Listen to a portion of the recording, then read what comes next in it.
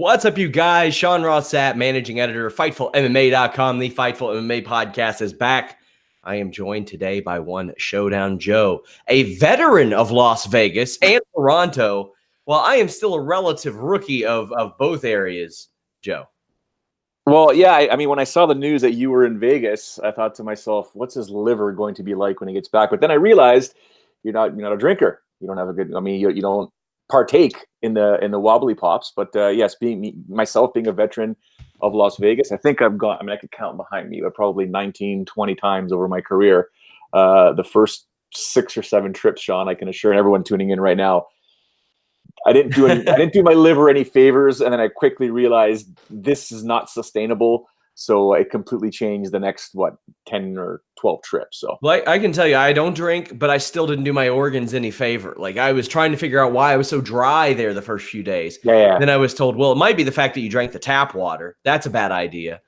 Bottled water costs about $9 there. Yeah. So I started to just bite the bullet and do that. But what I learned is one of these a while ago, Sean. I take this with me when I travel. It's got a filter. Oh, in there, okay. Yeah. And you literally just fill this up, and when it comes back out, it doesn't matter what kind of water you use, it's always going to be filtered. I take it with me to Japan and stuff. Yeah. I'm going to be purchasing one of those as I'll be traveling more. Now, this wasn't for MMA at all, but I think that Las Vegas is so tied to MMA, it would be kind of good to recap my experience and give some advice for first-time people. One, don't take the cabs, take Uber, or else you're going to pay $45 to go from the airport to Caesar's Palace. That's a pain in the ass. The smoke there, mother of God, the smoke there. Yeah. That's what had me so dried out. Yeah, every casino, anywhere and everywhere you go, smoking is fully permitted. You just got to make sure you follow you stay away from the clouds. That's about it. So the thing is, my grandmother's getting up there in years. She's in her 70s. She loves Las Vegas, loves gambling. And I had considered about a year or two ago, like maybe I should finance a trip for her or go with her on one. She would not like Las Vegas anymore, at least based on what I saw. Now, to be fair, Jimmy Van tells me out of all the times he's been to Vegas, he said like 50 times, this weekend was the busiest ever. Oh, Memorial Day. Yeah. Memorial Day had nothing to do with the AEW show or anything like that I went to. It was Memorial Day, and it also happened to be the most expensive weekend up there, I would imagine, with the likes of Independence Day and all that stuff. But Vegas is an experience. I was just going to say the exact same thing, that the best times that we always had were when the UFC would hold events on Memorial Day weekend and or Independence Day weekend. Vegas is a mess as it is. But on those 2 weekends, it is a gong show of epic proportions. It is fun to say the least. So I was actually impressed at how easy Las Vegas is to navigate. It is a true tourist city. The airport, among the easiest I've ever dealt with in my life, besides the long lines at TSA. And as Joseph Boza says, MMA fans can use this as advice for International Fight Week. Yeah, that's why I'm doing it, man. Like, I'm not a traveler. I'm small town, city of 200. Like, I don't do that. Vegas was very easy between Ubers, everything. I called it the opposite of Toronto, Joe, because everything in Toronto goes underground at points of the year. Yeah. Everything in Las Vegas is above ground, overpasses and walkways, and they construct these overpasses to force you to walk through malls along the way. That way you walk by the Gucci places, you walk by Prada, you walk by all that stuff just to go to CVS and get your bottle of water and your travel lotion or whatever it may be, your wet wipes. You got to go through all this expensive stuff just to get there. There were huge Tyson Fury, I don't want to say posters, but virtual billboards up there. Like, it is a special city. I encourage everybody to go once. I do not encourage them to go during Memorial Day weekend. I would not advise that. I would advise them to find out when the least busy time is and then go then. Also, Joe, I don't know how you feel about dawdlers, but there are a lot in Las Vegas. People who put their face down into their phone and just walk and don't pay attention to anything they're doing. Gets on my nerves so bad. So here's what I got to ask you, Joe. Yeah. You're not traveling to Las Vegas often for work. So do you ever get that itch after you've been there so many times? Are you like, yeah, I want to go to Las Vegas? I can tell you personally, I won't get that unless I have to work. I feel like I've seen the loudest experience possible there. I would go back to Vegas in a heartbeat. There was a point in time when I almost decided to purchase a house there because we were going there so often. Sure. Roy Nelson and his wife recommended a couple places to me, and it was 25-30% of what my house was worth here. So it would have been a simple buy, and I was gonna had a deal going with Sportsnet that we were gonna rent it out to anyone that needs to go to Vegas to cover any events, whether it's the NBA All-Star Game or NBA weekend or anything in the area. They could have used it. So that's how I remember, Sean, when I used to land, I would you had that voice in your head. I would literally land on the tarmac and be like, "Home sweet home, I'm back." Like I never ever got sick of it. Always loved it. I'd go back in a heartbeat. Now, believe it or not, of the 19, 20 times that I've gone, I've never enjoyed it as a tourist because I'm always working. So I don't even know what I would do. I mean, there's so many things to do in Vegas, but I wouldn't even know how to plan a trip right now if you said that we're going to Vegas just not to work, just to be tourists. So I would do it in a heartbeat. I absolutely love that city. So also, like I said, I'm a travel rookie, very much. The way that I explained it to people when they asked if I had been to Vegas, I said that it was the first time I've been west of San Antonio, and the second time I've been west of Indianapolis. So I don't travel a lot. Boy, the joyous surprise to me when I hadn't slept in 2 days, and I learned that the flight home was only 3 hours, whereas the flight there was 5 because of the jet stream or whatever it may be. Yep. That was a nice shock to me. I was very happy about that. What hotel did you guys stay at? Caesar's Palace. Oh, nice. Very nice. Okay. Yeah, it was a really great hotel. Jimmy had a suite. It was a good time. Not a lot of MMA related stuff, but there were some MMA related guests, Joe. Tank Abbott was there. No way. Yeah, Tank Abbott was there. Ken Shamrock was there. Chris Cyborg was there. Uh-oh. And a little birdie told me that Tank Abbott was like criticizing what kind of steroids Cyborg was doing. What? He said, "She's on the wrong kind of gas. That's gas for men." Oh, no. Oh, yeah. No. So there you go. Well, fun fact about Caesar's Palace. Did you and Jimmy pass by the sports book?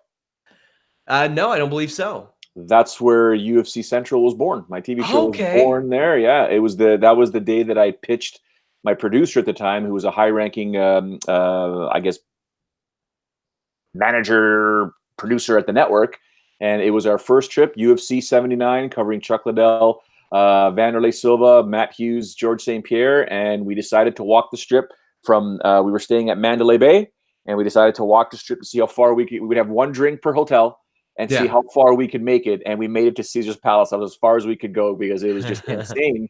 And then he just started complimenting me about the work that I do and, the people that I know in the area, the people that I know in the business. And then I said, "Look, man," at the time I had a BlackBerry, and I turned my BlackBerry around. I go, "This is my idea for a TV show." And as, intoxicated as we were, he just reviewed it all, and he just saw this is a diamond. We've got to figure this out. And we went back to the network, boom, pitched it. Different executives got involved, and next thing you know, the show was born. So I guess what happened in Vegas didn't stay in Vegas, Joe. For one time, that is correct. I had a good time there. Jimmy treated us very well, so a big thank you to him. If you're a fan of wrestling, which I know most of you who watch this show are as well, we're going to have content really probably over the next couple of months out of this thing. It was a blast. I wonder if I'll go back for an MMA-related event. It's possible. Obviously, the UFC doesn't think too highly of us for reasons, but hey, we'll see how it is. Las Vegas, though, if you all have any questions about like a first-time experience, hit me up. Hit up Joe if you want somebody who is a little more experienced in that regard. But some stuff happened while I was gone, Joe, including some, I could say some Fightful-related stuff, as Elias Theodorou is a Fightful veteran. He's a buddy of ours. And Jimmy told me, I can't remember what day it was, that Elias had been released. And I wish I could say I was surprised, but I'm not. And the thing is, there are people in the UFC who don't put on boring performances and win. They put on terrible performances, get their asses kicked, and they're there after 6 or 7 losses. So I get it. Andrei Arlovski has more name value than Elias Theodorou, Joe. Mm-hmm. But when I see that and I'm like, okay, Elias is 16-3. He's never lost 2 in a row. He is 8-3 in the company. He's gone. And I get it. He hasn't had a finish since 2015. You can't do that in the UFC and expect to stay around. But you get rid of him and you keep an Andrei Arlovski who is boring. And I'm not like championing someone losing their job. I'm just comparing the scenario. I'm not confused by it. I know why they did it. He doesn't put on exciting fights, but neither does this other guy. When you look at that, do you say, man, it is really a matter of the fact that Arlovsky has won a UFC title and Elias hasn't? Name value, needle mover, right? That's all it really is in this type of situation.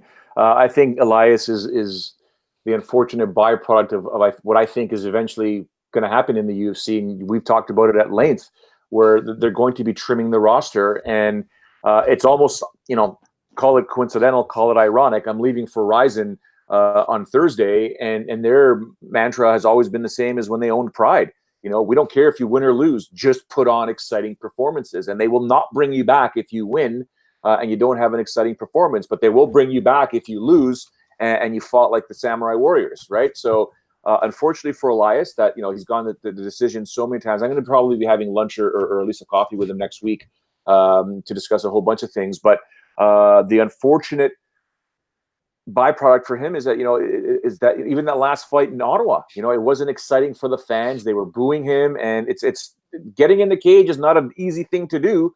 But unfortunately, what the UFC wants to see and what the fans unfortunately want to see, I mean, you can thank those fans in Ottawa that booed him, that helped make that decision for the UFC, right? Like, you booed one of your own, now he's gone.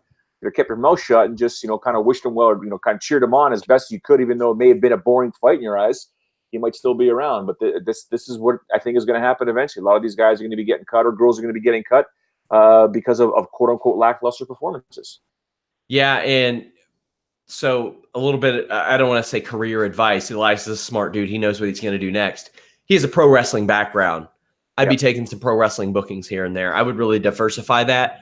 That being said, he is still 30 years old. I mean, he turns 31 in a few days, but I'm sure there are options. If I were him, I would try to get involved in a PFL tournament, because you're right. And I don't doubt that he could win that and walk away with $1 million. The thing about Bellator is they like really good fighters, and they like people, even if they're boring fighters. Yeah, that isn't really a qualm for them. What do you see as the next step for Elias? He's got plenty of options outside of the cage. I would like to see him in the pro wrestling world, even though I don't, as you know, I don't watch much pro wrestling. I tried putting it on the other day for my son, and he's like, no, I don't want to watch this, Daddy. I want to watch something else. Okay, I tried. But for Elias, I think pro wrestling. That's how most pro wrestling fans are these days. Is it that bad? Yeah, it's pretty bad. Okay, we'll get to that in a second. But in terms of Elias, you know what? I'm sorry. I didn't even think PFL. But PFL might be a fantastic option for him. Bellator would be great. I think with a good gimmick, and he's got the gimmick, taking it over to Ryzen if possible. Yeah. He's got that. I mean, think about what you can do with Elias with Ryzen. I mean, with King Mo coming out there with the crown and all the women behind them. I mean, Elias is that guy that's got, his women absolutely love this guy. He can play that off as a gimmick in Ryzen in Japan, no problem. But I like the PFL angle. I do like the wrestling angle. And like I said, he's got plenty of projects outside of MMA that'll hopefully start paying the bills for him. He wasn't the only guy fired. Marcelo Golm, he lost 3 straight fights. That'll get you out the door. You also have the likes of Eric Shelton, who went, I think he had lost, he had went win-loss, but he lost 3 coming into the UFC, or I think he lost his last fight on Tough, his first 2 in the UFC, so he was like 2-4. That'll happen to Dmitry Smokliov. He lost to Greg Hardy the last go-around. The way that Dana White spoke about him after that fight, you knew that he was getting cut. But Idolov was the surprising one to me, because he won his UFC debut in like 2017, but the thing is, he hasn't fought since then, and pulled from his fight with Devin Clark. I know that he got hurt in 2016, so the guy has been under contract since 2015, Joe, and had 1 fight, and he looked impressive in it. But this is one that I don't really blame the UFC. I get it. The guy is 17-4, but if you've had him under contract for the better part of 4 years and he's fought 1 time, maybe it's time to move on there. Yeah, no, 100%. I mean, at its core, as long as fans remember, or people remember, even the pundits, at its core, the UFC is a business before it's a sport, right? The sport is one thing, the business is another. Now, if you're sitting there making decisions on behalf of your business, and your business is the UFC, bottom line is, when it comes to business, you need to maximize profit. So therefore, if your fighters are part of the properties that make you profit, you don't want fans booing your fighters. You don't want fighters that aren't going to put on exciting performances per se, right? It's so much easier to talk about this when you're not the one stepping into the cage and having to fight someone who's trained just as much as you to knock your head off into the second row, and then do so in a manner that lasts more than 30 seconds, because most people only know fighting is 30 seconds. In the street, at a bar, whatever, you get into a fight, 30 seconds later, it's over. No, this is going on for 15 to 25 minutes. Totally different mindset. And you're doing it in front of thousands of people in attendance and millions worldwide. So it's not an easy thing for the fighters, but from a business perspective, plenty of fighters out there. Bring in the ones that you believe are going to be exciting. Wilson Hayes cut. This is something that you and I had speculated before. If you're a flyweight and you lose, you're probably gone. They don't even have a top 15 anymore. They have like a top 13, I think. And since Demetrius Johnson beat the brakes off of Wilson Hayes, since that night, he's 1-4. To me, okay, bye. There's no room for you anymore. Flyweight's 12, top 12. Yeah, okay, so the flyweight's top 12 now. Yeah. And he lost to some really good fighters. Demetrius Johnson, Josiah Formiga, even Yuri Alcantara, Henry Cejudo, Moraga, Pantoja. But it's time to go. And you know what? He's got a whole world in Japan that will probably embrace him and give him a shot at least. That is a real safe haven for some of the lighter weight fighters, especially some of the lighter weight fighters that have reached the levels of facing a Demetrius Mighty Mouse Johnson at the very least. But what did you think of Wilson Hayes getting the boot? Well, I mean, you talked about it for weeks, right? You lose at flyweight and you can't contend for the title, you're gone, right? I mean, you've contended for the title. At that point there, you become someone that has to remain or continue to win just to maintain your ranking. And if you start to lose and start slipping down the 125-pound rankings list, you're done. So it sucks, but that's the reality.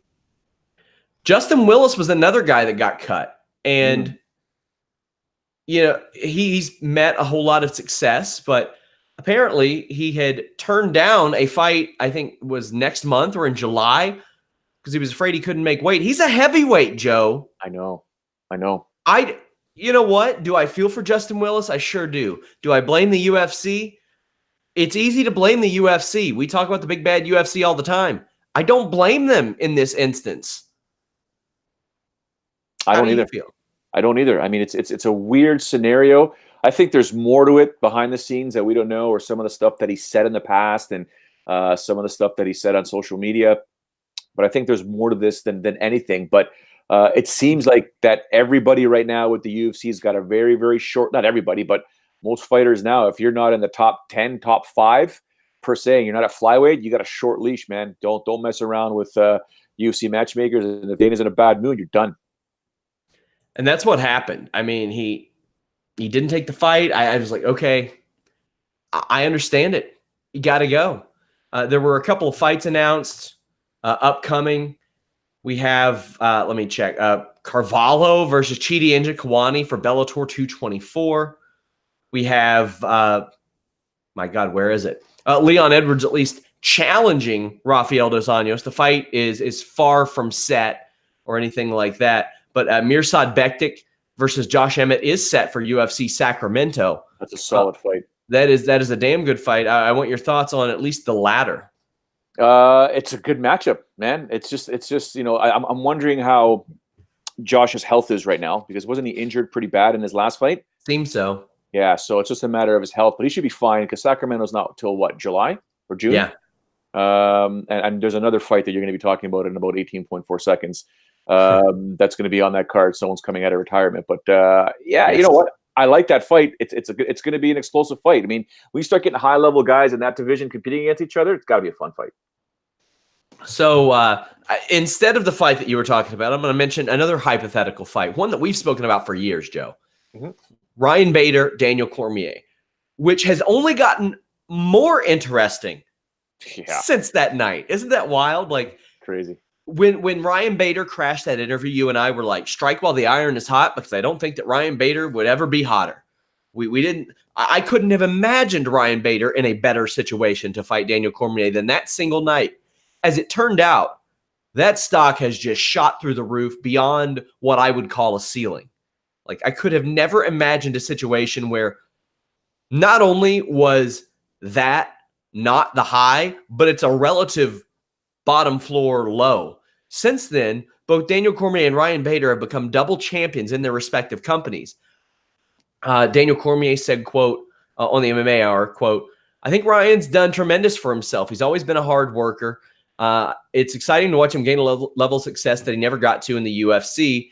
And and the chances he did get there, he kind of faltered. With that being said, he just really dominated those guys. And because King Mo, I watched him tech Bader in wrestling, maybe scored 10 takedowns. Bader truly had to reset his mind to even compete against him, knowing that his best skill is axed off. He couldn't even use it against a guy like Mo. He dominated Mitrione, knocked out Mo. It's been good to watch him do what he did. But he wouldn't be able to fight me. I like the guy, but it's just different. It's a different approach. At the end of the day, I'm just a nasty old boy. I learned that from Josh Barnett. You get in there, you rub their elbow in their face, kind of run your hand over their mouth. I'll end the quote there.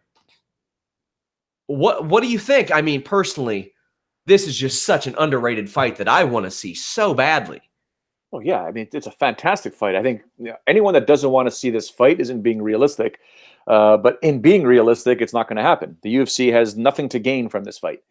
Bellator has everything to gain from this fight, and UFC has basically nothing. It's more of a, yeah, our guy can beat your guy for the UFC, but what happens if he doesn't for whatever reason, right? It makes the UFC look real bad. Stock value drops. Bellator has a guy champion, a champ that beat a champ. So UFC has way more to lose in putting on this, fictional cross-promotional fight than Bellator, who would do this in a heartbeat. I mean, they would probably negotiate whatever they wanted to get this fight. Give up a lot more than what they would normally do if there was a co-promotion, for example, with Reis and bringing fighters back and forth, right? It'd be a fantastic fight because the older Daniel Cormier gets, the better it is for Ryan Bader, right? But the reality is I can't see this fight happening unless A, the UFC buys out Bellator, B, Bader is released, it comes back to the UFC, C, Cormier is released, he goes to Bellator. I mean, what other options do we have, really? We had an interview with Jack Hermansson on Fightful, and we're going to do this where we talk a little bit about the interviews. He discussed the middleweight division's depth, and he said, I think there are divisions with greater depth, but the top of the middleweight division, there's been some people for ages now, just because those guys are really good. It's really hard to get in there and into that top five because those guys are on another level. Many people look at the middleweight division, the top of the middleweight division, as one of the strongest. What do you think, Joe? I mean, we are seeing a major turn, and it really mimics, I think, I can't remember what it was, maybe the light heavyweight division, but there was a long time I was talking about this shift. I was talking about Silva's going to fall out, Bisping's going to retire, Machida's going to hit the bricks. We're really seeing that, and we're seeing guys like Jack Hermansson and Israel Adesanya not just crack this top five, but we're seeing them do it very quickly, and they're about to lose another one in Luke Rockhold. So we're about to see even more of a shift. Yeah, any division that's not lightweight or welterweight, where the natural male size can cut down to, is going to see a fluctuation in terms of up and down. A golden era, not a bronze era. A golden era is coming back, and blah blah. So we're going to see that anything from 185 pounds all the way up. And of course, anything below 155 and down. Although, featherweight's been doing really, really good as of late, but there's always going to be an up and down sort of thing with all these different divisions. But the fact that at middleweight now we're starting to see, this quote unquote new blood come into that top five and really showcase what's out there. When you start looking at number 6, Jacare Souza, 7, Chris Weidman, Paulo Costa's at 8, he could be moving up soon. Derek Johnson, we'll see what happens with Jared Cannonier, the guy on the top 5's looking. This thing with Luke Rockhold, man, do I really want to see Luke Rockhold and Anthony Smith eventually fight? Well, I mean, Anthony Smith's got different problems this Saturday, but that's a fight I really want to see. Connections wearing out a little bit. We'll see if we can get that straightened up. But Hermansson also talked about employing a mental coach, and he said that after the Thiago Santos fight, he had to do things to turn around. He said that he analyzed himself and said, why did I lose this fight? What can I do for that to not happen? And he got himself a mental coach. And he said that he started to talk with him. And his question was, what is it that George St. Pierre has done than everybody else? And he says, with a sport about inches, one hit on the chin can be different. What has he done to be able to defend the belt so many times without failure? And the mental coach says, well, the only thing that you can think about is the things that you can control, the things you can do better, and let's see what that is. And then Hermansson said that he scanned his whole life, everything that he did, and started picking and fixing things. So that's been helping him getting mentally prepared, and obviously it has paid off. I mean, he spoke at length with Harry Kettle about this, and it's hard to argue with the results. And considering the fact that he was willing to get a mental coach, Joe, and he wanted to compare himself to GSP, I think is perhaps appropriate, because at times we've seen GSP be one of the most high-strung guys in the sport, in the fact that he has a lot of pressure on himself, and he does not hide that. He is very transparent about the pressure that he carried throughout that time. What do you think of Jack Hermansson's mindset, and the fact that since then, in those last year and a half or so, he's went on this great success? Yeah, I was looking, while you were speaking, you're probably looking at the screen, because I was looking over to my bookshelf. I've got 2 books that were given to me by George St. Pierre's mental coach at the time, around UFC, when he lost the title to Matt Serra, and when he came back and won that title. And we had an interview with him, and he gave me a couple of books to read. They're more baseball related, but they're all about mindset. So in terms of Jack Hermansson, I think it's a fantastic job. I think all fighters, if you go back, not so long ago, maybe in and around when George St. Pierre lost that title to Matt Serra, and the importance of psychology. A lot of people would say, fighting is 90% mental, 10% physical, right? I just wish people at times, and I have this conversation, I feel like almost every UFC event, every MMA event, every sporting event, now that I'm very heavily involved in the soccer world, and, to do what you do, whatever you're great at, whatever you're good at, imagine doing it in front of a massive live audience, and multiply that by, if you're on pay-per-view, or if you're, with the internet now, everything is being streamed, millions of people potentially watching it. You're still a human being. You're still the difference between Jack Hermansson, George St. Pierre, and whomever is watching or listening right now, or you or I, isn't much. They just happen to be great at what they do, and they're doing it on a grand stage, which multiplies. Sean, for every time you've sparred in the gym, just imagine those times when it ends up just being you and your partner sparring with everybody watching. Yeah. 20, 30, 40 people in the gym at one time watching you. It's always an event. It's always an event for them. Yeah, it's nerve-wracking for you. Now you're doing it in front of the world. Okay? It's a lot tougher. I mean, David Loazo and I would have conversations all the time about the anxiety that he used to go through every single fight. I mean, here's a guy that would destroy you with spinning back kicks and elbows. He'd rearrange your cranium with his elbows.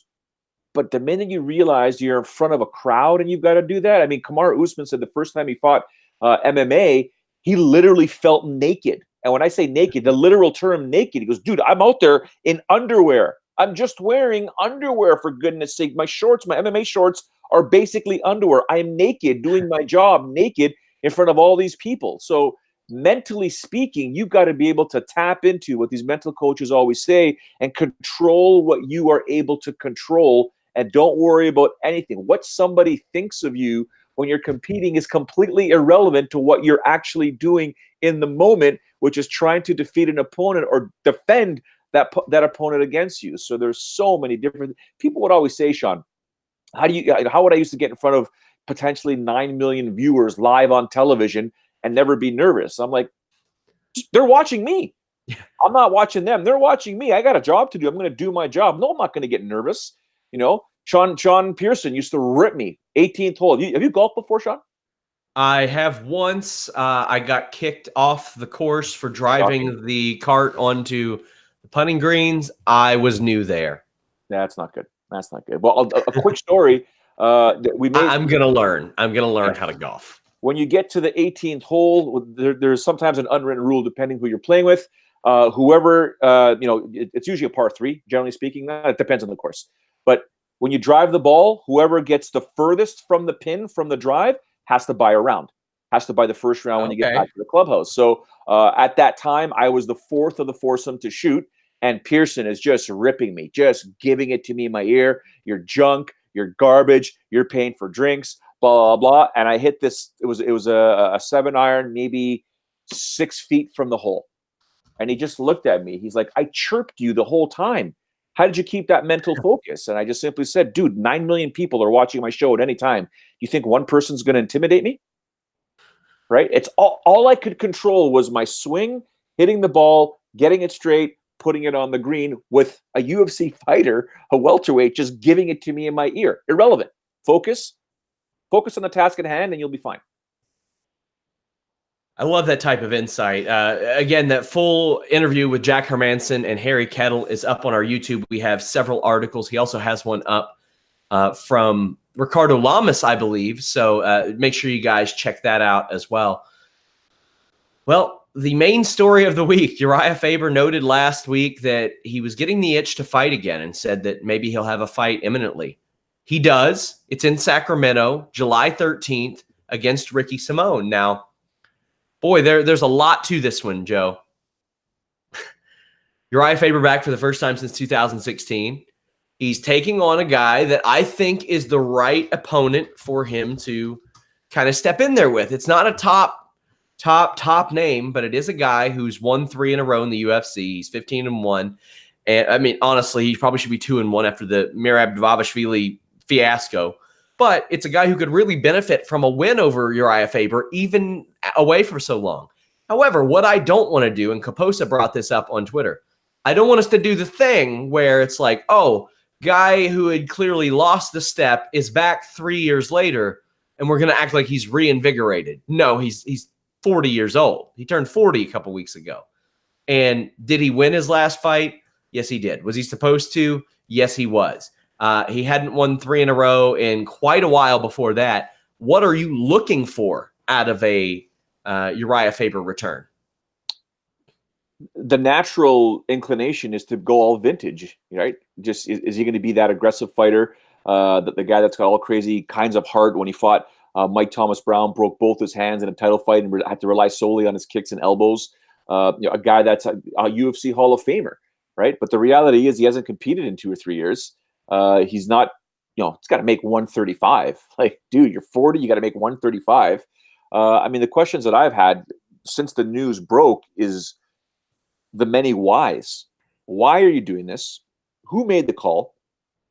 Do you need money? Are you fighting for money? Are you fighting for joy? Are you fighting for pleasure? Are you helping the UFC? Did the UFC come to you and say, we really need a name in Sacramento to continue to sell out this card and just continue to somehow, some way build our brand? I mean, there's so many whys behind this, but and Ricky Simone, who isn't even in the top 15, by the way. I mean, Thomas Almeida's at number 15, but he hasn't fought since January 2016 or 2018 and lost. What a weird set of rankings this is. But the Urijah Faber that I'd like to see I'd like to see the vintage Urijah Faber. I mean, it's the same thing I think about PJ Penn, right? But it's he's going to be in Sacramento, fighting at home, sleeping in his own bed for his training camp.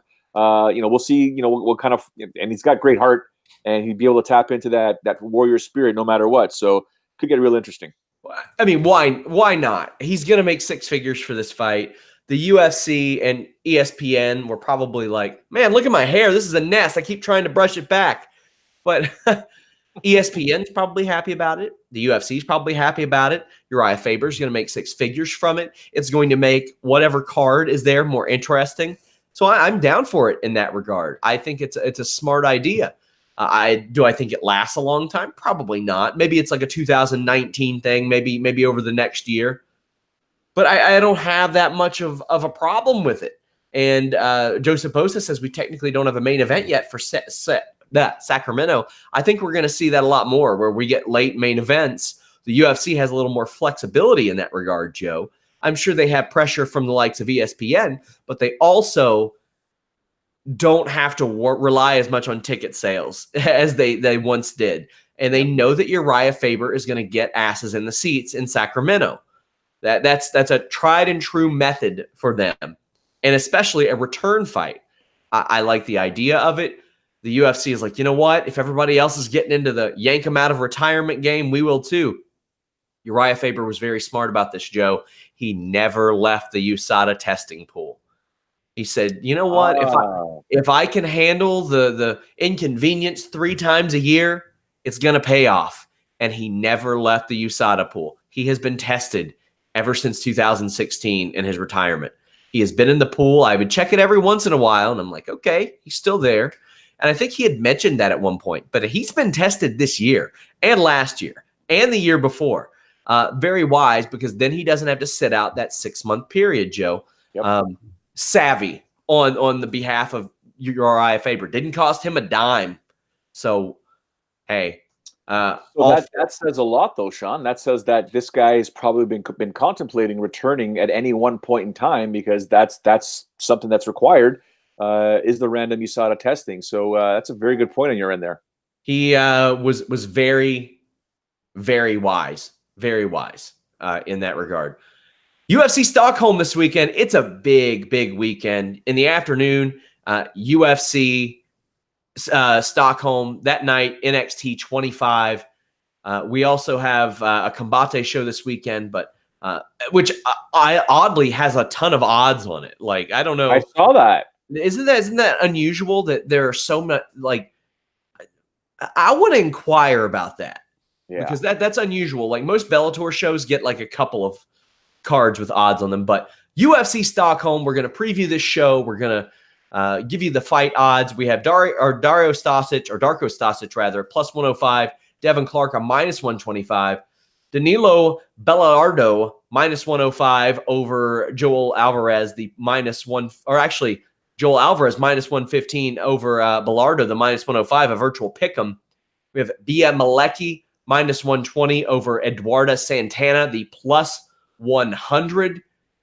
We have Rostam Akhman against Sergey Kazanko. Kazanko is a minus 165. Akhman is a plus 145.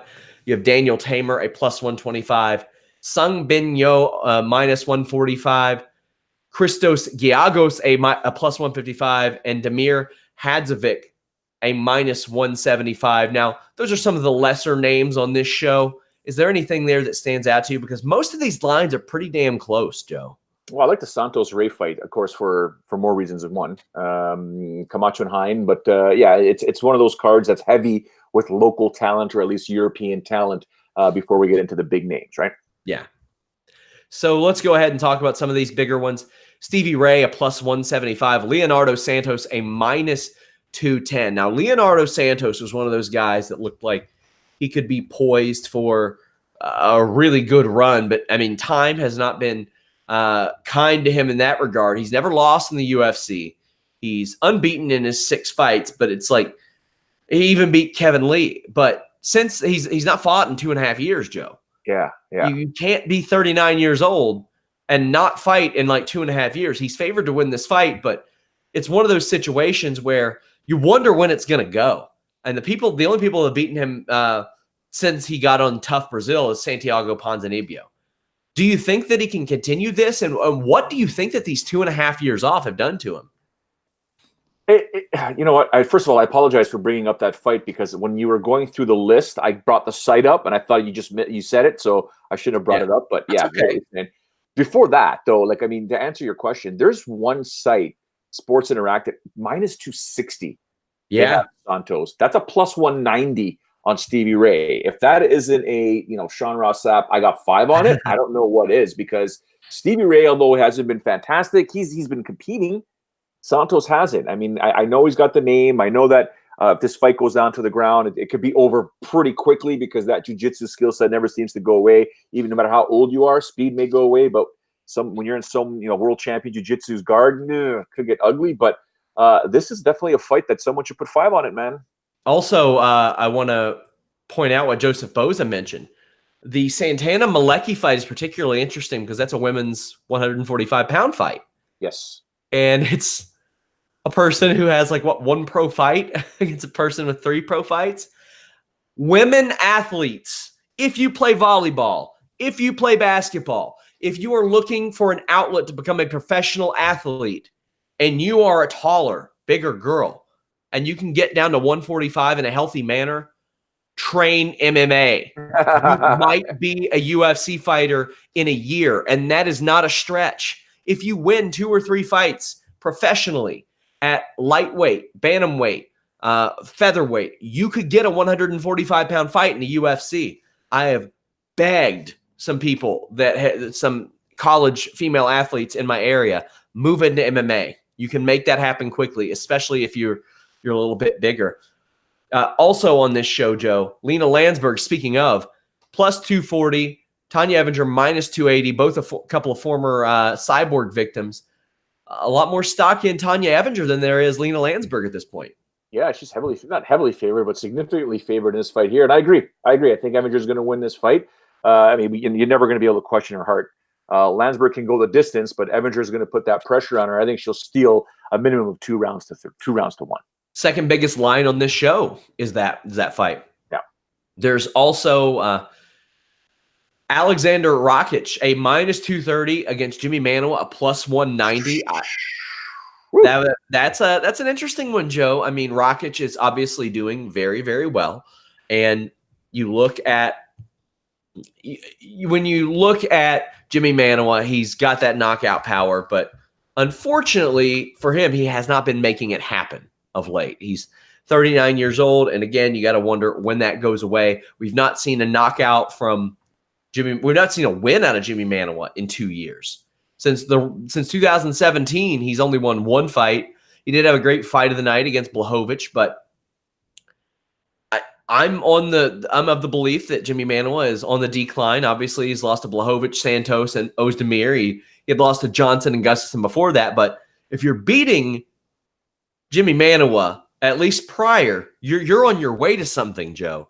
Yeah. And it seems like at least the bettors seem to think that that's Alexander Rakic.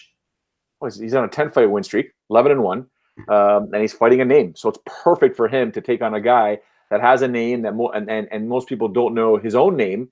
So it can get pretty interesting because if you do the math here for a second, Jimmy Manuwa is ranked at number 11. Right? Like you get a win over Jimmy Manuwa, that just means he's got a name up there. You could be in that top 15 Sunday morning, right? Or at least when the rankings come out again. So it's going to be interesting. I mean, the odds are crazy here, if you ask me. But maybe they're right, Sean. Maybe they're absolutely right. Yeah, this will be definitely in my I got 5 on it picks. Rakic just stepped in. He had that KO over Devin Clark. And my God, the guy fights everywhere. His last 4 fights, he's went Austria, Netherlands, Germany, Canada, and now Sweden. The guy is all over the map the last couple of years. But Jimmy Manuwa can put somebody out with 1 shot, so I don't know if I'm comfortable with those odds. Well, the first 3 to 4 minutes are going to be fantastic. Yeah. Right? And then after that, it's, oh boy, look out. Now, I really think the top 4 fights on this show are just awesome. Like, I love watching Makwan and Mirkhani fight, and the guy is just hilarious. He's a plus 100. Chris Fishgold, a minus 120. I don't hate where this line is necessarily. It seems fair, but is there anything you're necessarily looking for out of Fishgold that gives him the edge for at least from the betting standpoint? Not necessarily. Oh, I mean, we know Mirkhani, that loss to Arnold Allen was a split decision loss, and of course that Jason Knight fight. Jason Knight's not an easy guy to beat. That was a split decision. You can't really fault him on that. But his start off in the UFC was fantastic with the Andy Ogle. I don't remember that flying knee and the punches after that. Amazing. So, yeah. So and the meme afterwards, do you remember that when somebody goes, "Would you be interested in the rematch?" And he goes, "Against who?" It was amazing. So he's got some character to him, right? So he's got his 5 fights in the UFC now, 4 or 5 fights in the UFC. So I think he's going to continue his run. He's going to make a name for himself again. Take nothing away from Chris. I mean, nothing away from Chris, but it is what it is right now. Yeah, and Chris Fishgold is very, very good. He dropped the fight to Calvin Kattar and won his next fight against Daniel Tamer. But this is one I may actually go the direction of Amir Khani in, just because we've seen that explosive ability to knock somebody out very quickly. Fishgold has a very good submission game. I mean, my God, it was almost a habit in Cage Warriors. He would just drag people down and choke them out. I think he had 4 of 5 fights in a row that ended that way. And I think he had like 6 or 7 choke submission wins in Cage Warriors. So this one could be a very fun fight, as could be Ilir Latifi versus Volkan Ozdemir. I think it could be very good or very terrible because of the skill set of Ilir Latifi. You know Latifi, he's going to throw a big hook, a big overhand. He's going to try to get into the clinch and take Ozdemir down. Ozdemir is going to try to put his fist on the side of Latifi's face and make him unconscious. Ozdemir minus 120, Latifi at plus 100. I think that's a fair line considering the skill sets involved. But who do you think's winning this? Well, look at all the pressure's on, right? The pressure's all on Volkan Ozdemir. He's on a 3-fight losing streak, albeit against some pretty good names. It seems Latifi just goes these little streaks, 2 wins, 1 loss, 3 wins, 1 loss, and he's off that 1 loss now. I mean, the last time he's won or he's lost 2 fights in a row is never, right? So interesting to note with that. So this co-main event's going to be fun. Ozdemir, I'm sorry, cannot afford to lose. Nobody can really afford to lose 4 fights in a row. The pressure's on him. This is in Latifi's backyard. He lives in Sweden. Ozdemir technically lives in California, or excuse me, in Florida. Although he's from Europe. It can get real interesting here, and Ozdemir's got to put on a good enough performance that he doesn't lose, but a good enough performance that he does win and keeps his stock value up, right? So I think it's going to be a really good fight because Latifi's no joke. He's just so compact. He's so powerful. But Ozdemir, with his pressure, might be able to catch Latifi making a big mistake and then capitalize with the TKO, right? Bellator would love Ozdemir. They would just love Ozdemir. Somebody to kind of mix up that light heavyweight division who loves to throw bombs. And if I'm Bellator, I would book Volkan Ozdemir versus Rampage Jackson at about 225, 230 pounds in a heartbeat. I would love to book that fight if I were them. Main event, the biggest line discrepancy on the show, Alexander Gustafsson, the former title challenger, at minus 325, Anthony Smith, a plus 265. Gustafsson cannot stay in the cage. He got injured when he was supposed to fight Ozdemir. He got injured when he was supposed to fight Little Nog. He got injured when he fought Teixeira. He got injured the second time he was supposed to fight Jones. They couldn't make the first Nogueira fight happen. Out of the Musashi fight, there's still time for this fight to not happen. And it's one of those fights, Joe, that I'm not convinced will happen until it happens. Anthony Smith will show up to fight. We know that for sure. I think that line is insane. Considering the fact that Anthony Smith has fought, just quite frankly, some of the greatest fighters in the UFC present day. He fought both of the members of the next light heavyweight title fight. He beat the brakes off of, or he tapped out Volkan. He beat the brakes off of Shogun and Rashad. No big deal there. But do I think Anthony Smith will win? Not necessarily. Will he be an I got 5 on it pick? He will. I want to know what you think. I got 5 pesos on Anthony Smith, brother. I got 5 on Anthony Smith in this one here. Take nothing away from Alexander Gustafsson, who's going to have that reach advantage and, fighting at home and maybe able to kickstart his career again, right? It's a very highly skilled fight. Very highly skilled. People should not be sleeping on this fight here. But Anthony Smith is a murderer, and he was just freaking out, dying to get back onto the horse after that John Jones fight. Just dying to just say, the guy nullified me, wasn't able to do much. I need to get back in there and prove what I'm worth. And what better way to do it than a guy like Alexander Gustafsson, who's been the consummate number 1 or number 2 ranked fighter in this division. So a lot at stake here for both of these fighters. Alexander defending his ranking, Alexander defending home turf. Anthony Smith wanting to continue his career that started way back when. He's been competing for a long time, and just for his own sake, mentally speaking and physically, to be able to perform at a level that he believes he can perform at. So this is a solid main event for sure. I like it. I'm excited for the show. I'm like, it's funny because my relaxation is coming back to work. That's like when I travel. Andrew's the same way. I'm like, man, I got to write. I got to edit. I got to do all this stuff. And I look at Saturday, afternoon MMA, nighttime wrestling, really excited for it. I can kind of unwind Sunday. Sorry, Sean, what time is this show on? I mean, I got to do some 13-hour time zone change in my head here. Middle of the afternoon. I'll have to take a look at that. We always have the start time and all that up on Fightful. Looks like roughly like mid-afternoon, like 4 or 5 p.m. I'll check it out though. But 4 to 5 p.m. start time, that makes it 5 a.m. Japan. No. I'll okay, yeah. So you'll be over in Japan, obviously. Yeah. Let me take a look. That's breakfast, man. Breakfast in UFC, man. Because I'm usually up in Japan at 6 a.m. It's listed as 1 p.m. Eastern, but I don't know if that's the main card. So that's much better. Much better. UFC Sweden, Stockholm. Yeah, Sweden. I got 5 on it picks. The first one I got to go with is one that Joe also went with. Anthony Smith at plus 265, a guy who has fought consistently, often, and at a high level against Alexander Gustafsson, a guy who is very good, but we often see have trouble getting in the cage. And who knows, maybe some of that trouble of him getting into the cage will carry over, because you never know when a guy like that can't get in the cage, what he's working with once he does get into the cage. Maybe he's got some issues there. Jimmy Manuwa, a plus 190. I think that is a fair one to take against the minus 230 Alexander Rakic. Do I think Rakic will win? Probably. However, at plus 190, Jimmy Manuwa can net you a little bit of money with one swing of that big right hand. Also, Lena Landsberg, a plus 240 against Tanya Evinger, minus 280. This is another fight where, do I expect Evinger to win? Probably. However, women's MMA can end up in some very odd positions and is a little more unpredictable. I can compare it an awful lot to MMA, UFC heavyweight in particular, where sometimes skill doesn't always get the job done. Sometimes it's the luck of the draw. It's throwing that big hand, that big foot out there. Look at Megan Anderson, her last win against Kat Zingano. Sometimes you just catch a toe to the eyeball, Joe. You know what? Everyone, you got to follow either Fightful or at Sean Ross Sapp on Twitter. Whenever a UFC event goes on, and the ladies, for some reason, find themselves in positions that probably Sean and I have never, ever found ourselves in training for the multiple decades that we've been training, they seem to find it, and Sean is going to tweet about it, and there could be an F-bomb in there or something. So, sorry, go ahead, Sean. I was told the prelims start at 10 a.m., main card at 1 p.m. Damn it. It's 2... Wait, no, 1 p.m. or 2 p.m. Yeah. Eastern.